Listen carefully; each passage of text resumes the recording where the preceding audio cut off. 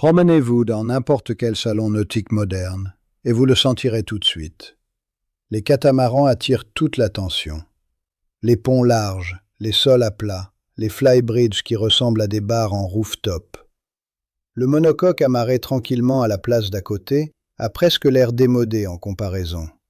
Et pourtant, quand vous parlez aux gens qui traversent réellement les océans, qui gardent leur bateau pendant 20 ans, qui se sont fait retourner dans un coup de vent et qui sont là pour le raconter, la conversation change. La réponse à la mode et la réponse sérieuse ne sont pas la même réponse. Voici ce que la plupart des acheteurs ratent en arpentant ces pontons. Le monocoque ne survit pas sur le marché par nostalgie. Il survit parce que la physique continue de le récompenser. Une coque, une quille, une structure continue. Ça paraît presque trop simple pour avoir de l'importance. En architecture navale, la simplicité cache en général une force énorme. Chaque bateau est un compromis. Vitesse, stabilité, espace, confort, coût, autonomie, entretien, charge utile, survie en tempête.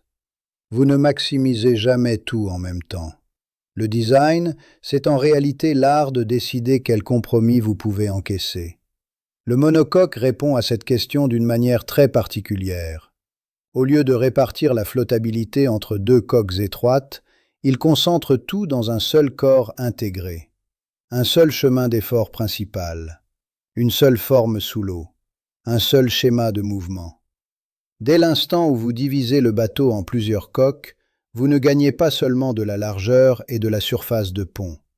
Vous créez plus de surface mouillée, plus de complexité structurelle, plus d'interférences de vagues, plus de problèmes de torsion, plus de coups, et au large, un type de risque très différent. Commençons par ce que chaque coque combat dès la seconde où elle bouge, la traînée. Le premier composant, c'est le frottement. L'eau qui glisse sur la surface de la coque résiste au mouvement. Plus vous avez de surface mouillée, plus vous créez de frottement. Et c'est là que le monocoque commence déjà à gagner discrètement. Il porte son déplacement dans une seule coque continue.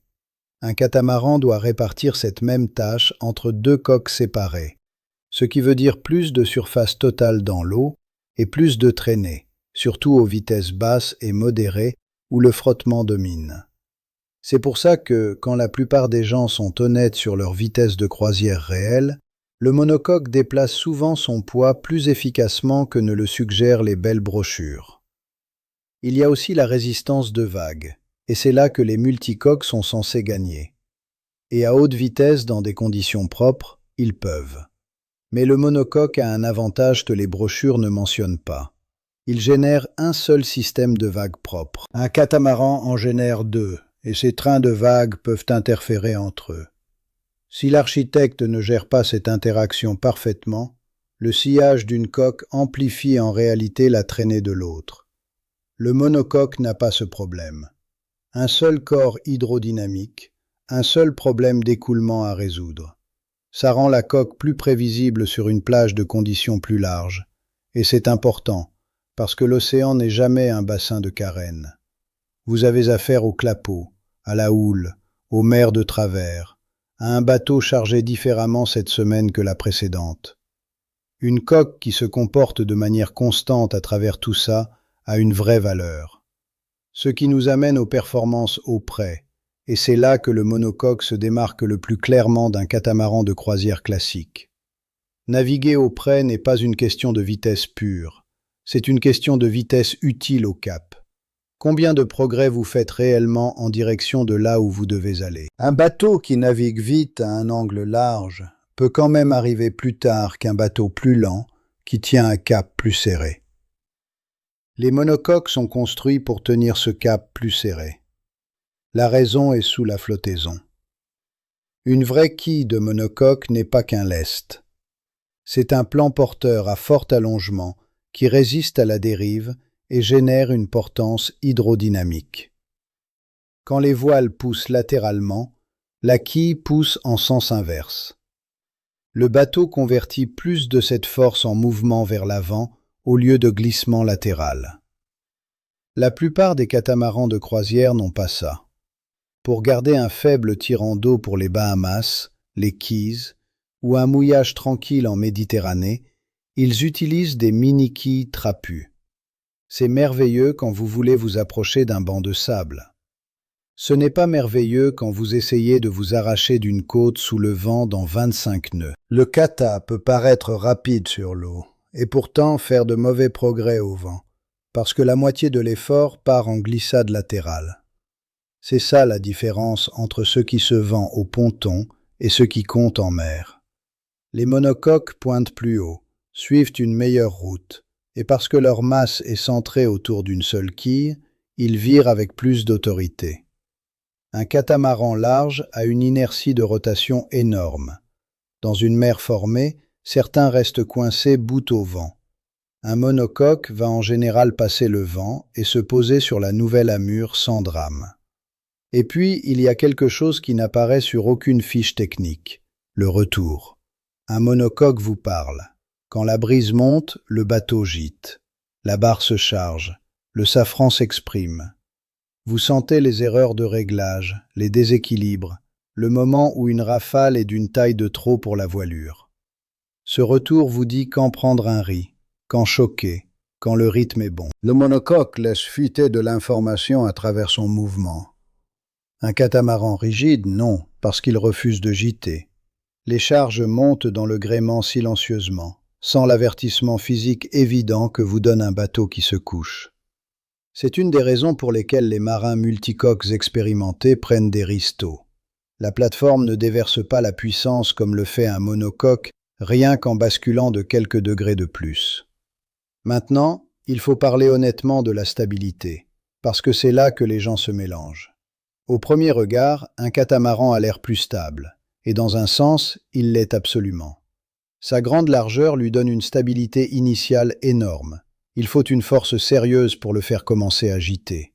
C'est pour ça qu'il paraît planté en conditions normales. Mais la stabilité ultime, c'est une autre histoire. Et au large, c'est la stabilité ultime qui compte. Un monocoque lesté garde son centre de gravité bas grâce à la quille.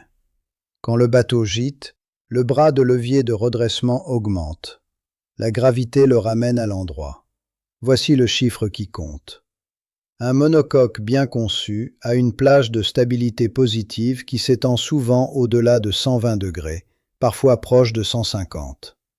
Ça veut dire que même après un knockdown sérieux, même après avoir été retourné, le bateau veut encore revenir.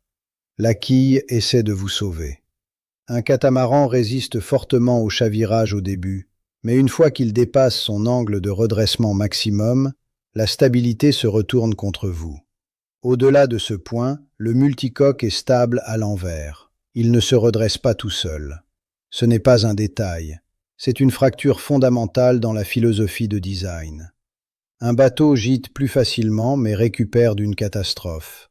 L'autre résiste fort à la gîte, mais une fois la limite franchie, l'échec est définitif. Pour quiconque planifie de vraies traversées hauturières, cette distinction compte plus que presque tout le reste sur la fiche technique. Parce que la conception Blue Water n'est pas vraiment une question de ce qui se passe par temps normal, c'est une question de ce qui se passe quand le temps cesse d'être poli. Une mer déferlante, une vague scélérate, un knockdown violent à 3 heures du matin avec un équipage épuisé. Le monocoque lesté apporte un atout énorme dans ce moment-là. Un chemin intégré pour revenir à l'endroit. Le monocoque plie avant de casser. En mer, c'est tout. Le mouvement, c'est là que l'argument se complique. Au mouillage dans une baie calme, oui, le kata est plus confortable. Il ne roule pas. C'est une des vraies raisons pour lesquelles les multicoques se vendent. Mais au large, l'histoire change. Le mouvement d'un monocoque est plus pendulaire, plus lent, plus prévisible, plus rythmé. Beaucoup de marins au long cours trouvent en réalité ça plus facile à vivre sur une semaine en mer que le mouvement plus sec et à plus haute fréquence d'une plateforme large qui suit chaque vague directement. Et un kata a un problème spécifique au large que le monocoque n'a tout simplement pas. Le tossage de nacelle. Quand les vagues frappent le dessous de la structure entre les coques, l'impact est fort, soudain et épuisant. Les architectes le réduisent avec de la garde et du shaping, mais ils ne peuvent pas l'éliminer. C'est inhérent à la géométrie. Le monocoque n'a pas de nacelle pour se faire frapper. Sa coque unique tranche à la place. C'est pour ça que la plupart des marins hauturiers sérieux décrivent encore un bon monocoque comme plus confortable quand vous remontez dans du vrai temps. Structurellement, le monocoque est aussi un problème d'ingénierie plus propre. Pensez-y comme à une seule poutre continue. Les charges voyagent à travers une coque, un pont, un système de membrure. Un catamaran, c'est plusieurs coques reliées par une structure transversale, et la mer ne soulève presque jamais les deux coques de la même façon. Une coque est sur une crête pendant que l'autre est dans un creux. Un côté tape pendant que l'autre est porté. Les mers de travers tordent toute la plateforme. Du coup, la structure de liaison doit résister au gauchissement et à la torsion qu'un monocoque évite par sa seule géométrie. Les catamarans peuvent être construits magnifiquement solides, mais ça demande plus d'ingénierie, plus de matériaux, plus d'analyse et plus d'argent. Et les chemins d'effort deviennent plus compliqués à inspecter en vieillissant. Puis on arrive à ce que la plupart des acheteurs finissent par remarquer quand la lune de miel est terminée. L'argent. Un monocoque de 12 à 14 mètres peut se situer entre 200 000 et 500 000 euros. Un catamaran comparable peut aller de 400 000 à bien plus d'1 million.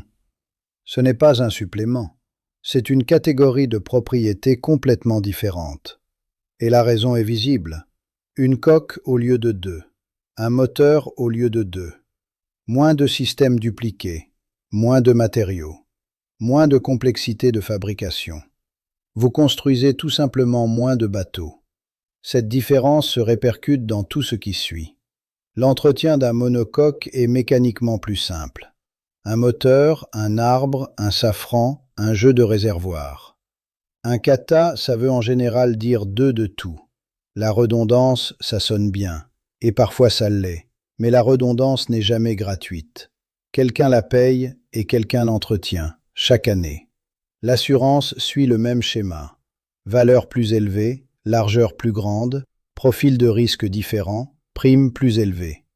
Et puis les frais de port, où la largeur du kata cesse d'être charmante et devient une taxe. Les marinas ont été construites autour des proportions des monocoques.